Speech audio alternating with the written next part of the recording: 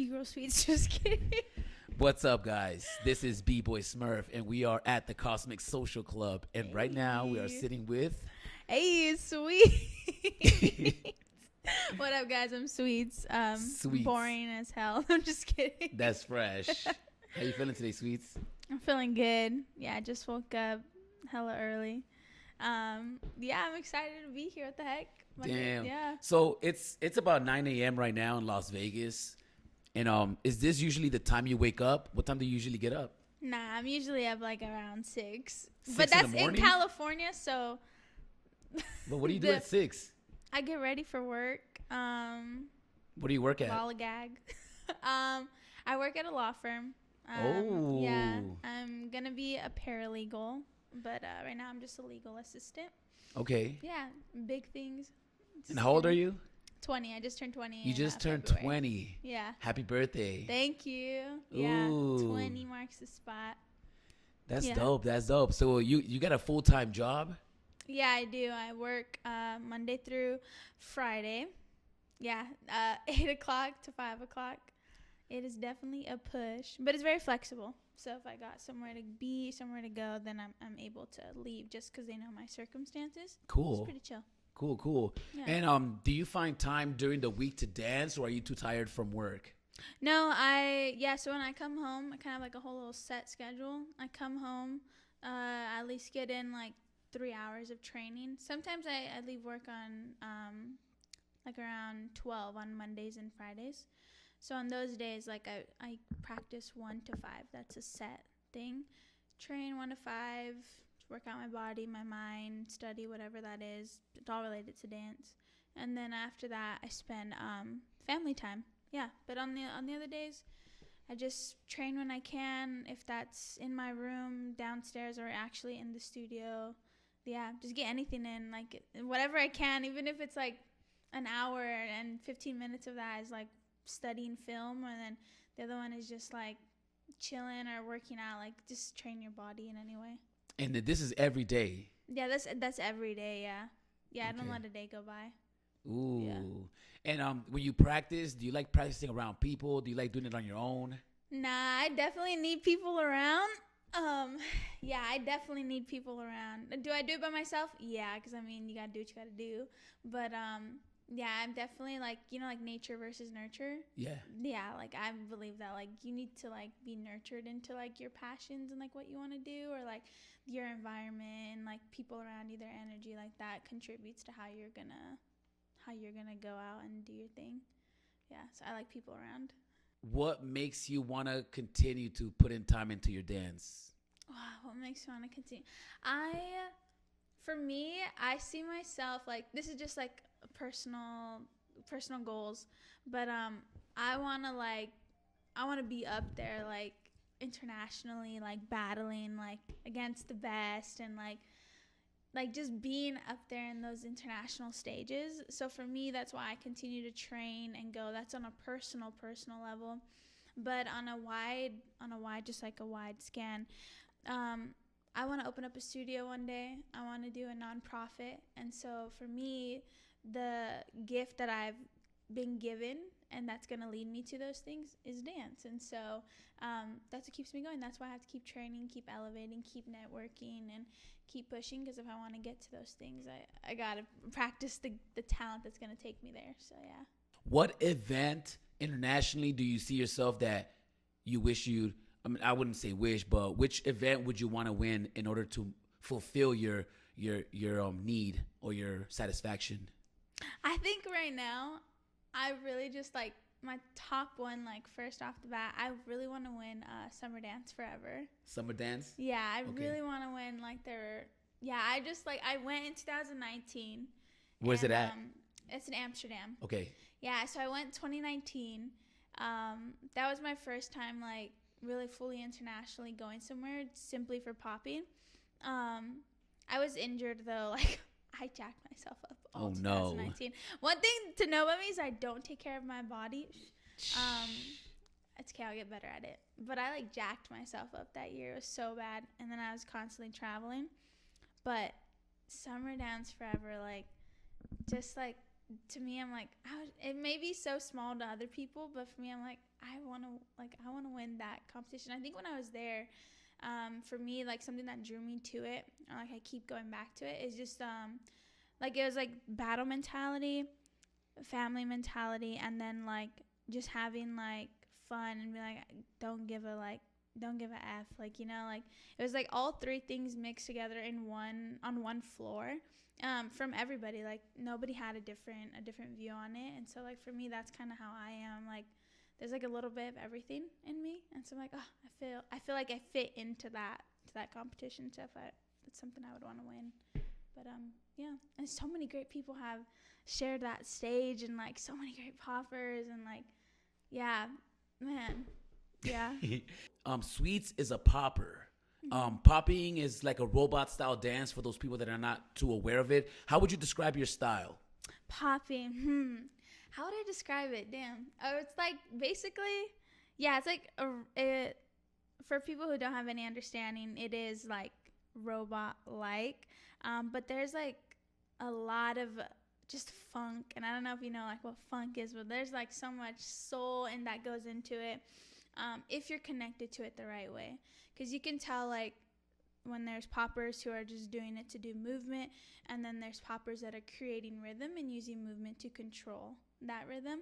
That's kind of where I see popping at, and a basic explanation is it's contracting your muscles, using lines, using like, you know, rolls of your body and your leg work, and a lot of like turns and spins, and using the floor as much as you can, just like levels and everything. But it's basic contraction of your muscles. So it's like when you get really mad and like you're like you want to make a fist, or like want to get like really angry, it's like that tense, and then you relax, and like that tense then relax, but doing it to the beat of the music. So yeah. Nice. Now you're 20 years old. What age did you start dancing? Yeah, I started dancing when I always say when I started dancing when I was 10, but I really started dancing when I was like 9, turning 10. I didn't start popping till I was 11, I think I started to learn. Like I was at Homeland. I started learning at Homeland, and Coco taught me like a Fresno, and that's as much as I knew. And I knew the Fresno and maybe half of like a Twisto Flex. But yeah, I started dancing when I was 10.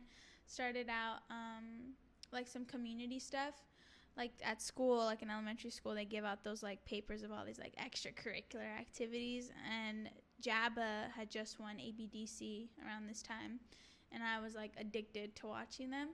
And so I was like, dance, like, oh my gosh, like I want to do that. So my mom put me in it. I did that. The coach was like, you need to take her out of here, take her to this place. Did that. That coach then was like, take her to Millennium in like Hollywood. My parents like, all right. So I went there, and then from there it kept going. Then people were like, no, take her to this place, and I was like, no, take her to this place. And then finally one dude from my church actually was like, oh, it's so cool. All my pastors and stuff, they were like all in breaking, and they used to be like b-boys and stuff when they were little, and they're like, no, you gotta take her to Homeland, like take her to Homeland, like she can do good there, like, you know, like just take her there. And so they did, and then I fell in love with popping, and that's how I started popping, and just kept linking up with OGs, these old dudes. There I was, a little girl, learning from them, and yeah, just been dancing for 11 years now. So you've been dancing for 11 years, and you're 20. Would you say that Homeland was the place that made you who you were? Is that like the first circle of people that was like, oh, this is official, we're actually popping? No, definitely, yeah. Homeland was my introduction to everything. It was the beginning, the middle, and unfortunately it's not there anymore, but right. I carry it with me, and I continue to talk about it and, you know, share that experience with people. But I remember when I first went to Homeland, I had thought, for me, I was a very outward person, but I also like have like that like a little shyness, and everybody at Homeland is like, it was like everybody shares everything, you know, you talk to anybody, there's people from like foreign countries there, right. I was like 11 years old, I'm like, what the frick is like going on? Like I had like my hair like in a side ponytail, so ugly, but yeah, like all these like old dudes, cholo looking dudes and stuff, and you know, I was like, familiar because all my uncles were like that. So I was like, all right. So jumped in there. But Homeland for me, because the atmosphere was everything is about sharing and teaching and just giving to one another. I wouldn't have got to to where I am right now without that, because who would have taught me, an 11-year-old, like it's some kid, like shoo, like get out of here. But yeah, I was just so open there, and like, man, I miss it a lot. Like I really do miss like the vibes that were like shared there, and like the love that was shared there. But yeah, Homeland is definitely like where it started for me. And I, like, even when I started to do, because I started to do a lot of industry stuff, I did a lot of commercials, TV and film and all that. Even when I stepped away from like popping for a little bit like that, like training, every time I came back to Homeland, it was arms open, welcome back. And yeah, and that's what helped me to continue to grow, even when I wasn't in that season of like dedicating myself to it. Yeah. Fresh. For those that don't know, Homeland is in Long Beach. Yeah, Homeland's Long Beach, MacArthur Park. Yeah. Where did you grow up? What part of I know you're from California. Yeah, well, I grew up so like I grew up in Orange County, in Anaheim. My family is from like East LA and like Pico and that area. I was born in Whittier. Yeah, but we moved to Orange County because my parents had went to college out there.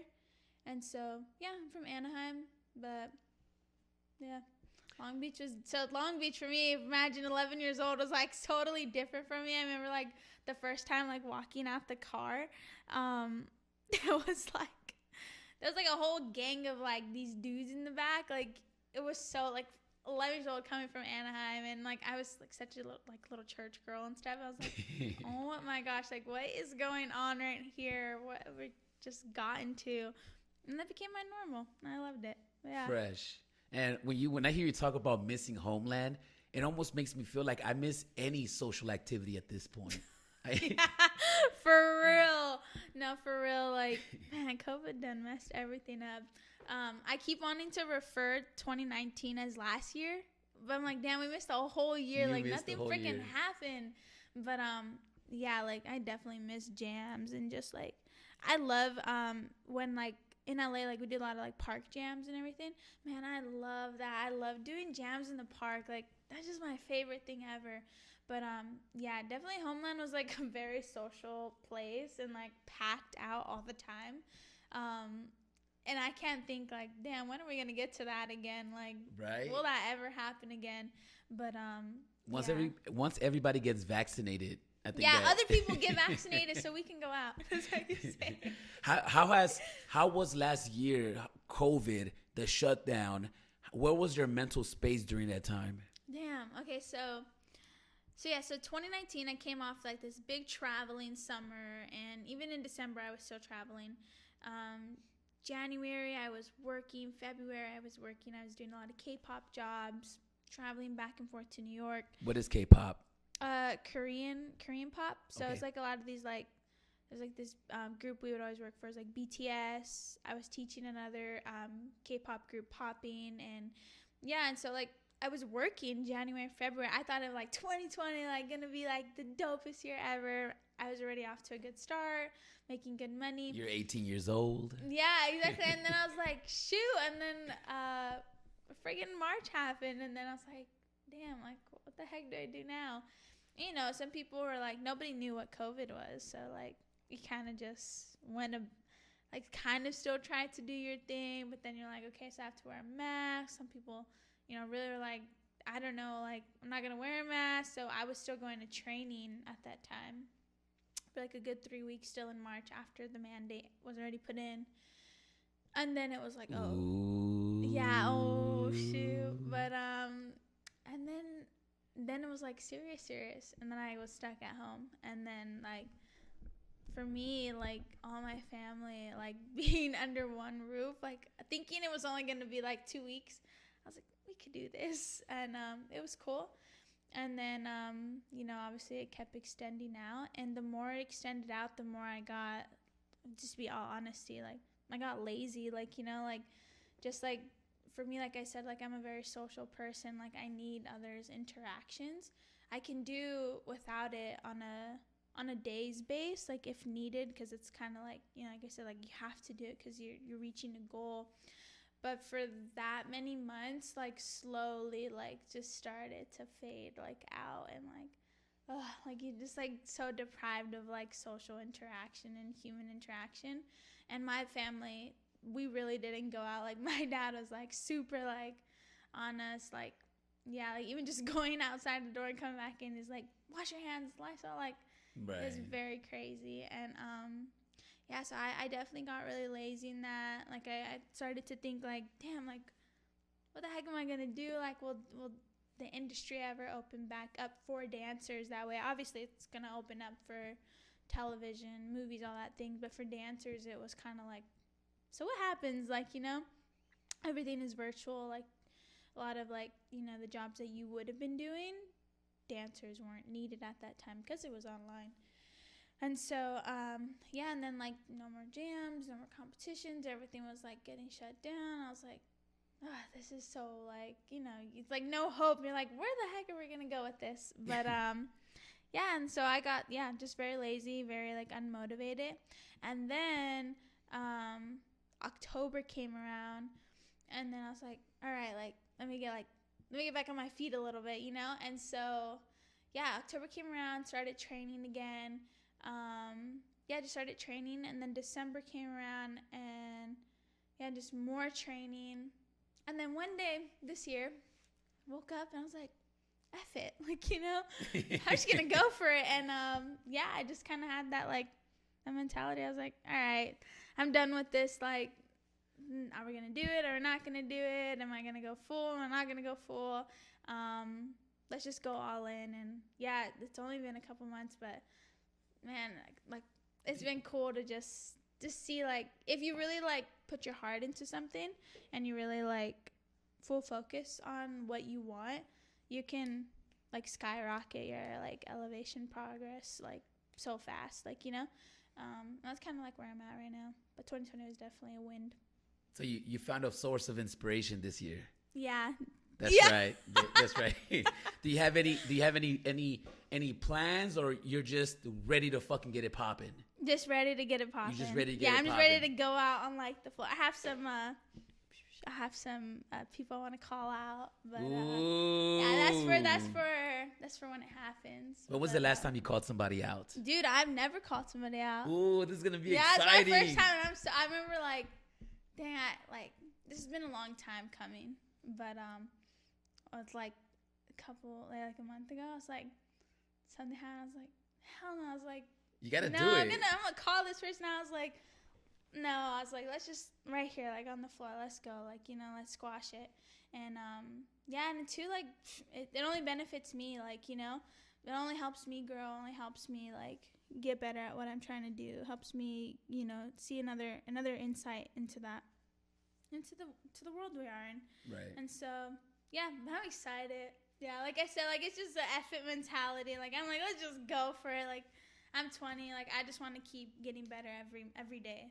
That's where. Well, you're getting older, so how we see you is different. Mm-hmm. You know, like most people would see you as like, oh, the cute little girl dancing. Yeah. You know, once you get at a certain age, people start hating on you. You start beefing with people, and I think that's a very crucial part of the dance because, you know, I've gotten into a lot of beefs where it's just like we're battling.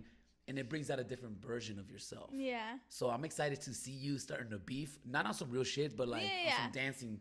It just motivates you. It pushes you. It elevates you. Like the way I see it, I'm like, I'd rather have beef with somebody on the floor than have beef with somebody like outside the floor and get down with them like that. Let's do it on the floor. Like this is both of our passions. It'll benefit both of us. Squash it. Let's move on. Let's be cool peoples. Like I love being cool peoples with everybody. Like I've never had beef with anybody. I've never started beef with anybody. That's just my personality. And you shouldn't. Yeah, like I love being friends. Like I'm a very friendly person. So when somebody does, you know, show that they have beef with me, and I'm like, oh, I didn't know we had beef. Somebody's gonna give you a stank eye one day. Yeah, no, for real. And I'm like, all right, well, let's go. Like, you know, let our bodies talk. Like, let's go right here, let's squash it, because I want to be cool peoples even after that, like, Have you ever but, have you ever felt any type of hate from anybody at any point, whether it be a grown up, somebody in your age group? yeah, in both. Yeah, for me, definitely, grown-ups, a lot of like looking down on like what I did, and like, for me, like, I grew up in church, and so like church and popping and hip hop for some people don't mix. Right. I see no problem with it. I'm like, hey, like, this is a talent, I was gifted to me by God. Like, I'm gonna use it, I'm gonna do it. I'm like, it's about me and my relationship. Like, I'm gonna keep doing it. And so some people, though, like, some people really hated on me for dancing, and for letting myself hear this type of music. Non-dancers. Non-dancers. Oh, wow. Yeah. And I was young, and so like to know that was like really hard, because then I was always stepping on eggshells or reserving myself for no reason, like, and that put a people pleasing habit on me, and that wrecked me for like the longest time. Like, it really did like F with my mind. But and that came from adults, and like to my face, and so like from adults, but also too, like, this is in dance now, like from people my age, or like, like maybe a little above me. But there has been some times where I'm like, oh, like, we'll be in a conversation or in a group of people, and somebody will kind of backhand say something a little petty, a little salty. I'm like, is that how you feel? Like, damn, you feel like you're gonna get smoked right now. You keep it up. Like, I didn't know we were like that. But I mean, after that, it's all cool. And for me, like, I kind of like, I'll say something because I don't want anything to go unsaid. Like, I don't like assumptions. I don't like going to bed angry, right? Like, letting that like just keep absorbing.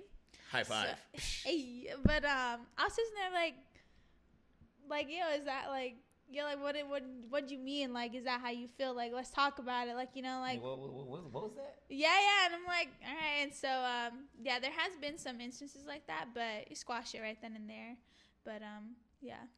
Dope. Have you ever not said anything, and in the back of your mind is like, yo, I'm gonna smoke this person, yo, I'm gonna smoke him up? Yeah. Okay.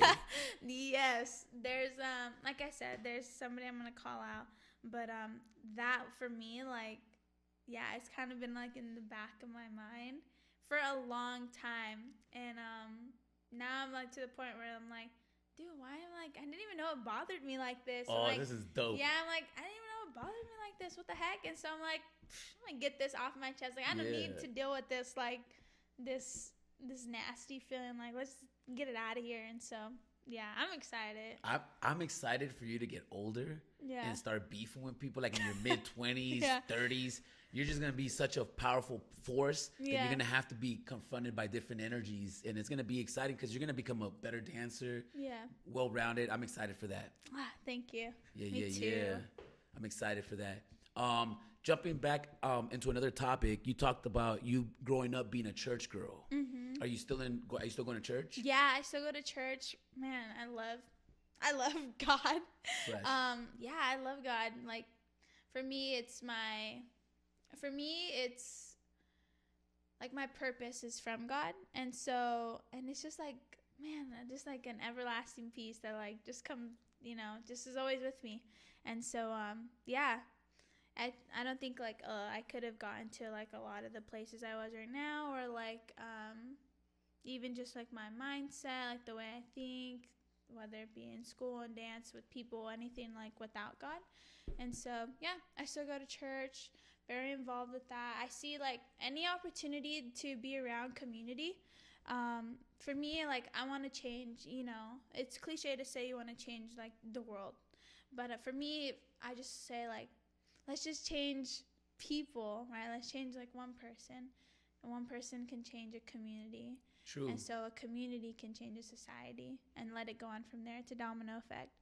So for me, if I can be around any type of community and I can use my talent to entertain them, or to talk to them, or open up a conversation about that, hey, I'll do it.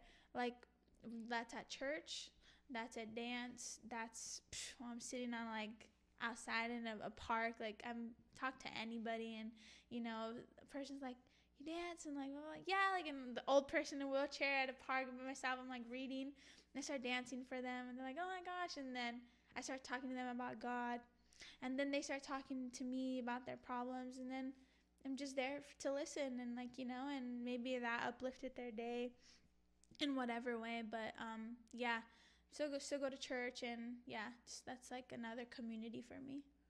Do you ever think about death? Do I think about death? Like, Yes. does the thought of death scare you when you think of it? I think naturally, yeah. Like, yeah, death scares you. But so it's like the first hurdle of getting past the like emotional, like, oh my gosh, like death. And then I'm like, hey, death. Like, it's not that big of a deal. Like, you know, this is what I like to say, like, be found doing what you're supposed to be doing. And if you can do that, if you're continuously following that and be found doing what you're supposed to be doing, then death shouldn't scare you, because then you should always feel like every day was like accomplished. Like, right. You know, Monday, like I went freaking skydiving. Skydiving? That was so wild. That wasn't on my bucket list or anything.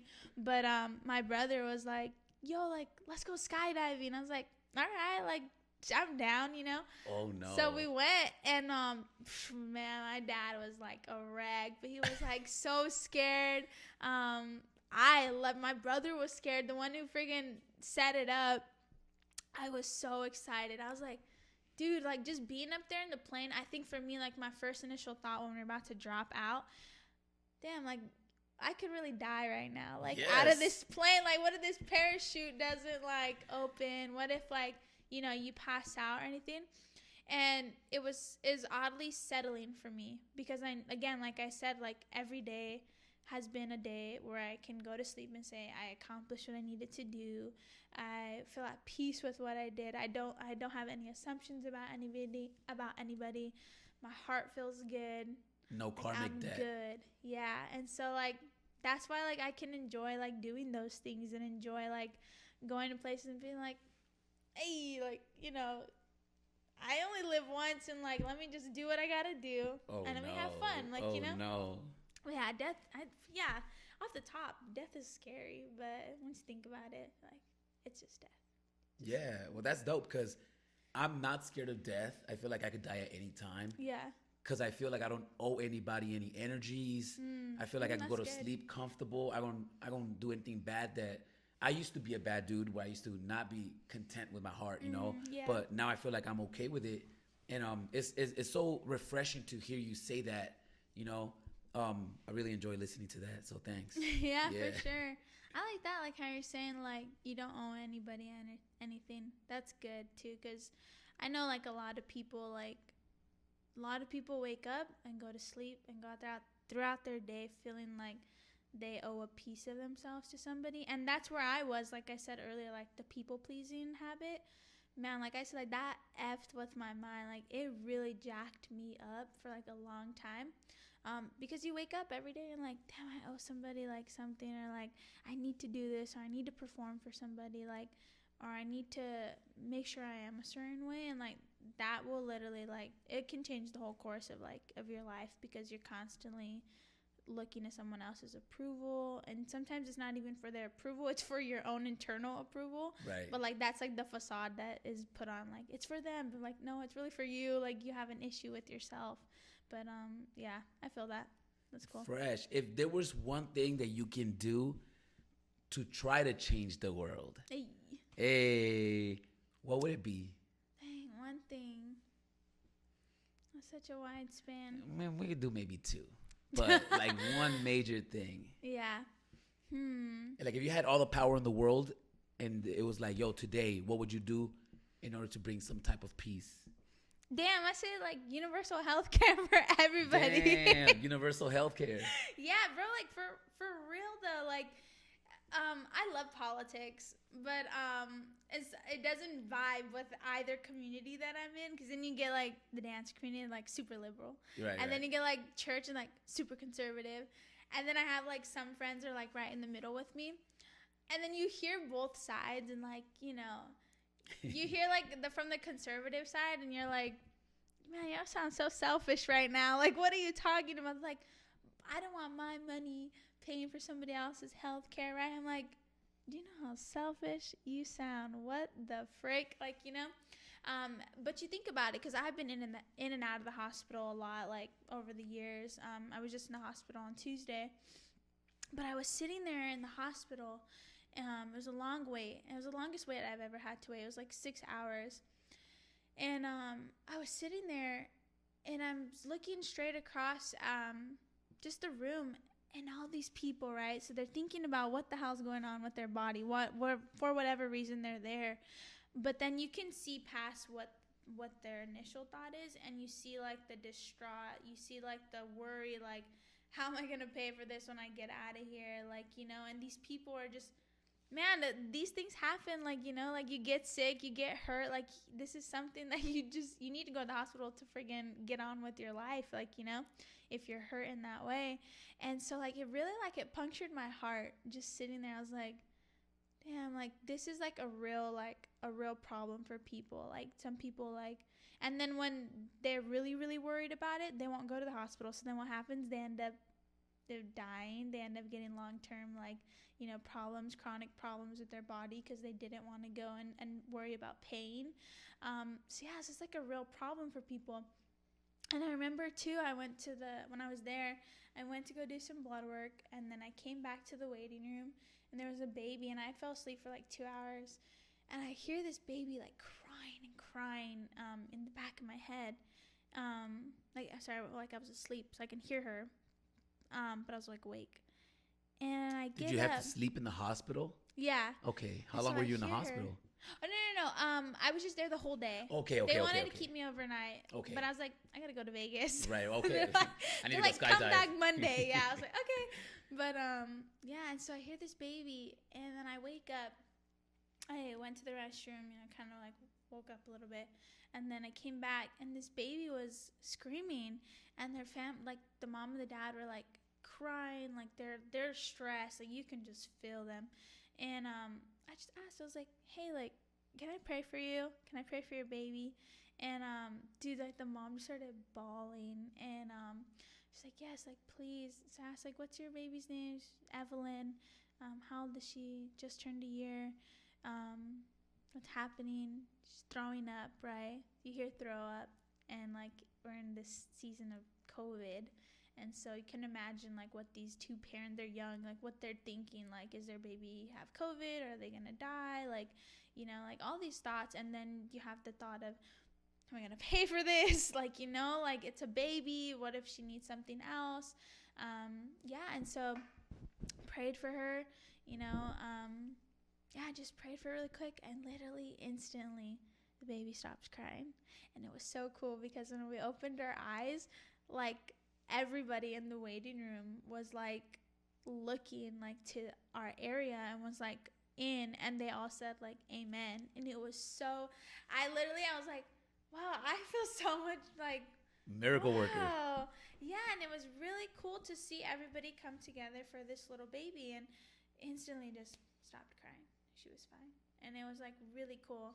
And that's like why, like, again, like why I follow God. It's like God brings peace, and God brings, like, he meets you at your need, and you don't have to be at your best or anything. Like, he'll meet you right there where you are.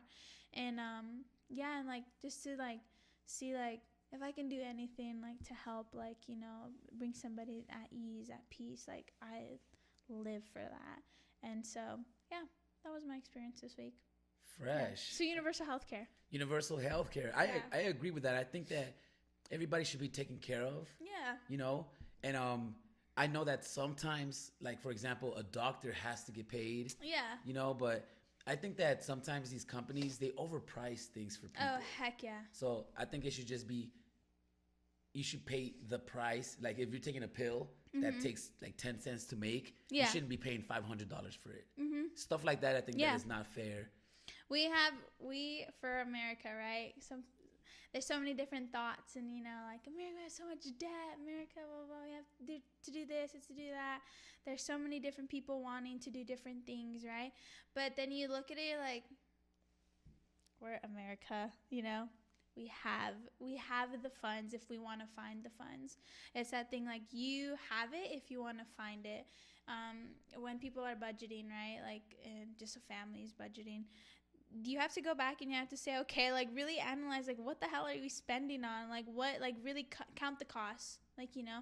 And right now, like, in this day and age that we're in, it would be much more valuable to cut other things and to give universal health care because of COVID. And you see COVID and you can only imagine how much worse it will get through time, different diseases, different sicknesses.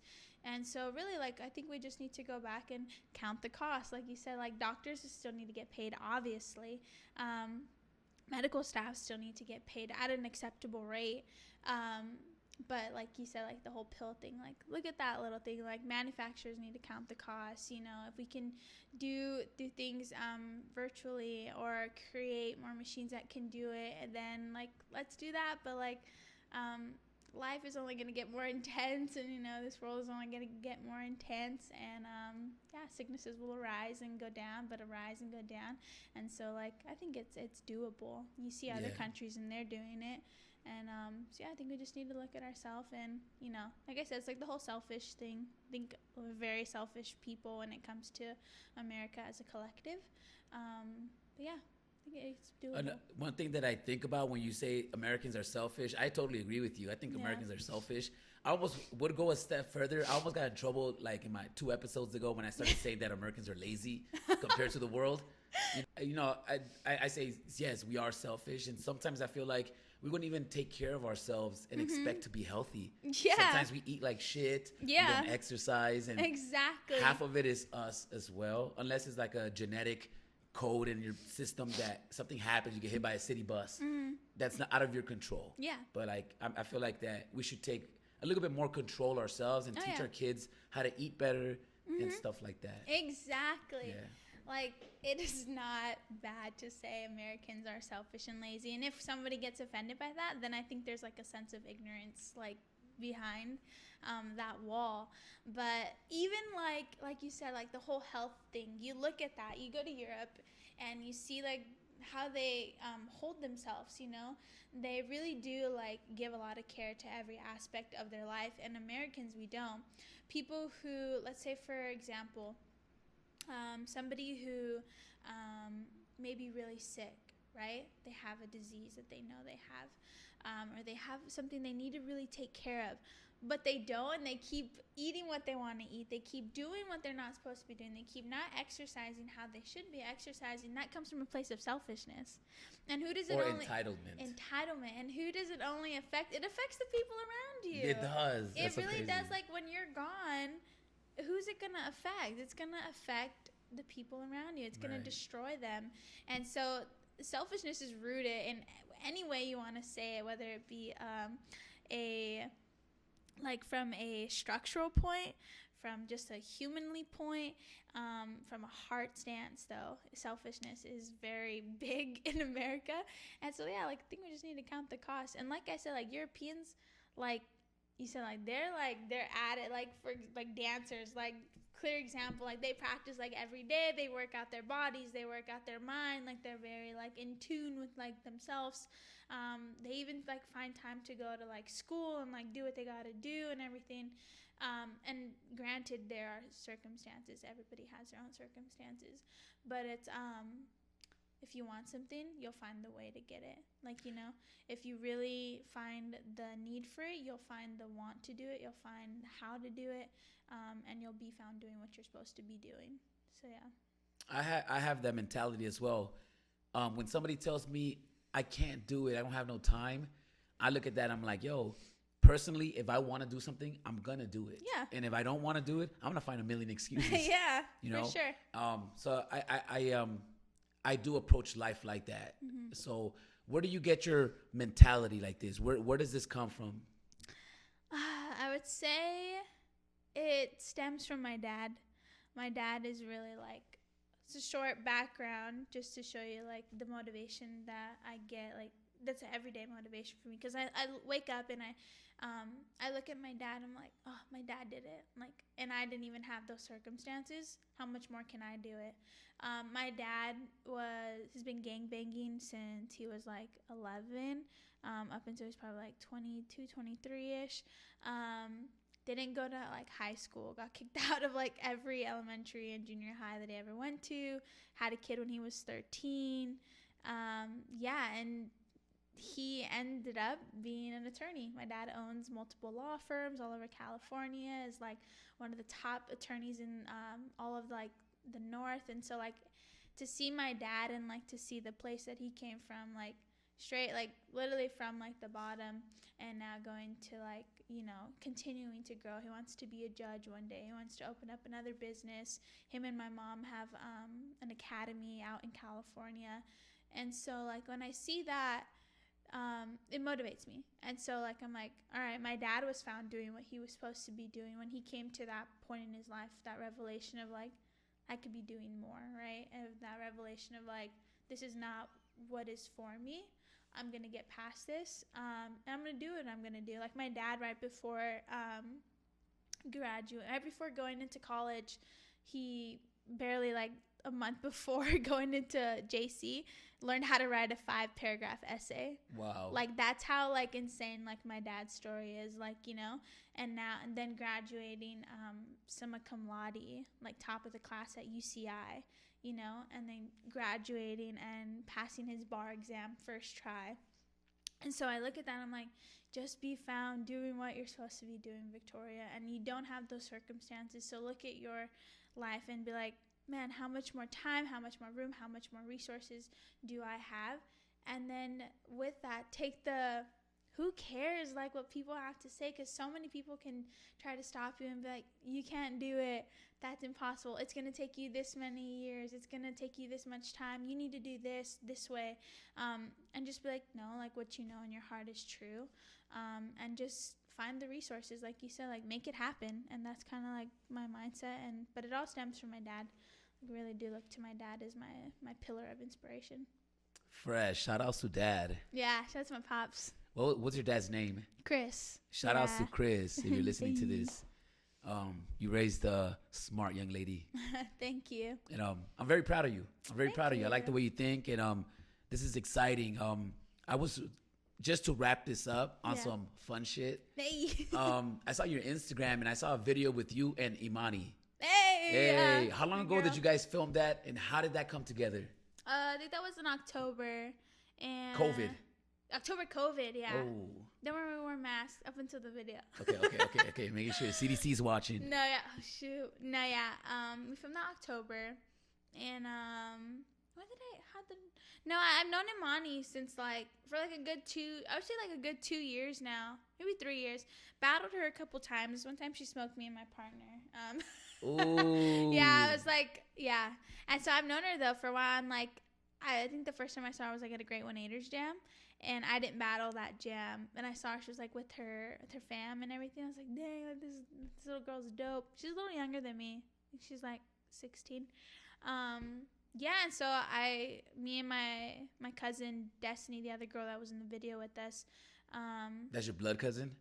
I say it's my blood cousin. Our families go, like, hella back. But, yeah, she's, like, my little sister, little cousin. Yeah. You just said hella. That's some Orange County shit right there. Hella. But, yeah, so we were like, let's do a video. Like, you know, we haven't done one in a while. And I was like, yo, like, let's hit up, like, Imani, like, you know. She's a really dope girl. She's from Vegas. Hit her up.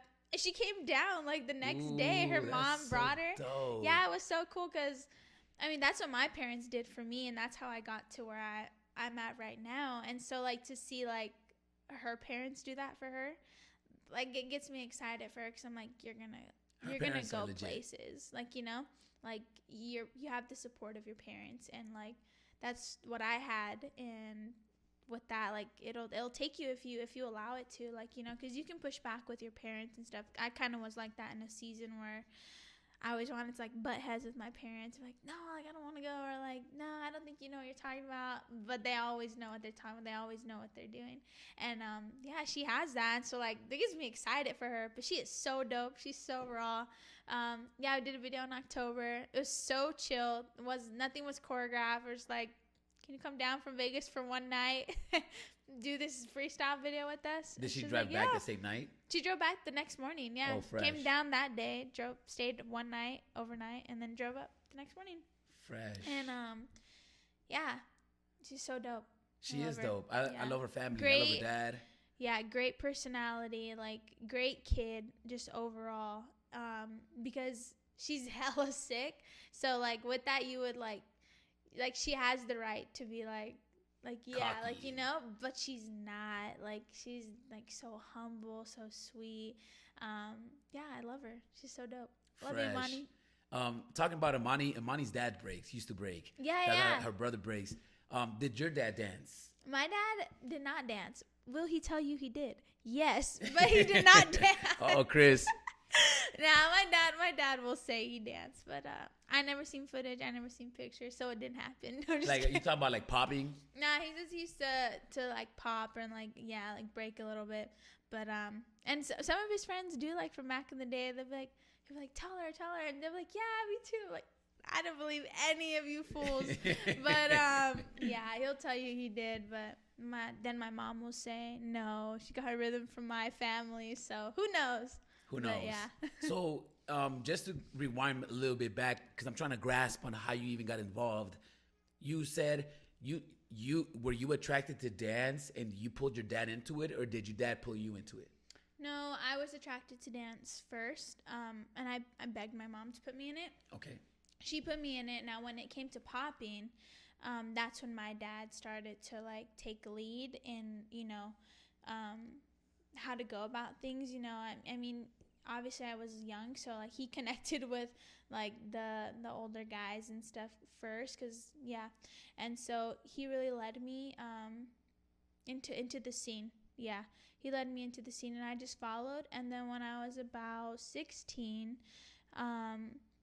I found a like a little deeper reason for me to do it myself, and that was because it just connected me to my culture and to my family in a different way. Like, I had something to talk about with my tios, and my tias, and it's just like, I was like this is something like I get to represent. They're familiar with, something in common to talk about, and I loved it. And so like at 16 is when I started to like really like, all right, Dad, like you could step to the side a little bit, because I know why I want to do it, and I know what's driving me at this moment. And then after that, it was me and him together. Then we came back and like did everything together. Like, my dad will sit, like, we'd watch like and study film together, like study a bunch of battles, study like all the like the OGs and like their old like routines and everything. We study music together. My dad is like, pretty much wherever you see me, you see my dad, and so it's really cool. But definitely my dad kind of led the way into popping for me. Fresh. How did you get involved with Zulu Queens? How did I get it? Honestly, I didn't even know I was prospecting. It was all That's sham. fresh. It was all secret. No, I literally I remember being at Homeland, because this is the first time I saw Frantic and like Devious and them. It was like one time I got a jam, like I think it was at Homeland or like at Popper's Picnic or something. But they would always wear like the jean vest with the MZK in the back. And I thought, like, a little kid, I was like, those biker gang dudes or whatever. But I thought it was so sick. I was like, damn, like, I would see them put it on, or I would see them take it off, and then they, like, get down, right? And I knew it meant something. Like, it was kind of like, like the rings that people put on when they win a championship or anything. Like, that's how I saw it, and I knew it meant something. I didn't know what it actually meant, but I knew it was something referring to pride for them. And I wanted that. I was like, damn, like I want to be a part of something like that. And I see like multiple people have like the vests and the patches, and it was like a clique, And but I just kept that to myself, and I shared it with my dad, like, how dope would it be, like, down at MCK, like, and then I think it was like 2019. Then I was at a jam. And they handed me a vest, and I was like, wait, what? And they're like, yeah. And I was like, this is so crazy.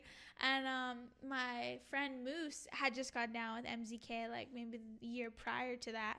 And yeah, and I remember like it was so cool like watching him get into it too, because we grew up together. It was us two at Homeland. And so like to see like they're like he did it, like, you know, like that's so sick. Like I hope like one day like I can do it too. And then freaking a year later I was like, oh shoot, like I got a vest now. And that just elevated like everything for me, like my mindset like just skyrocketed. And it really, like I said, like it's like a sense of pride that you put on. And so yeah, that's how I got down with MZK. Fresh. Yeah, and I'm still getting to know everybody, like, in the crew and everything. Like, the crew's so big and so spread out. But I think the Queens right now, like, it's pretty cool, like, Asia, and really, like, keeps us connected and tries to, like, you know, connect with us, keep up to date and everything. And all the poppers, and we have some prospects right now. It's really dope. I like where everything's at. And it's different for me, and it's something that I'm learning to adapt to, like, you know, crew, like, you know, really like crew. So I've been a part of a lot of teams and things like that, but to have like a crew is like, it's really cool. And so yeah. Fresh. Yeah. And for those that don't know, well, you guys probably already know I do tattoos and shit. Oh, but yeah. I'm gonna tattoo Sweets today. Hey, what? I'm so excited. What are you gonna get? No, I'm just kidding. What are you gonna get? I'm gonna get MZK right here. Ooh. And then I'm just gonna get like a cross right here. And I think I'm probably get like LA right there. Nice. Yeah. Nice. See if I can go through all three. I don't. You know, I was part of Boogie Brats. Yeah. So I had Boogie Brats, and in Zulu Kings. Yeah. We have the original 13, like yeah. the OG 13, and I had Ness tattoo that on me. Hey. You know, obviously Ness sucks at tattooing, but it says OG 13 in there. You can't really tell what it is anymore, but yeah. So excited. I mean, if there's anything you want to plug, let people know where to find you. You can find me on Instagram at official_sweetsmzk. Yeah, that's my name. Yeah. That's right. Did you have fun? Yeah, I had a lot of fun. It was cool. Yeah, me too. Woke me up. I'm up. Yeah, gotta book her up. She's trying to fly. Yeah, I'm trying to fly. I'm trying to get out of California. Amsterdam. You know what time it is. Hey. Sweets, thank you for being here. Thank you, Smurf.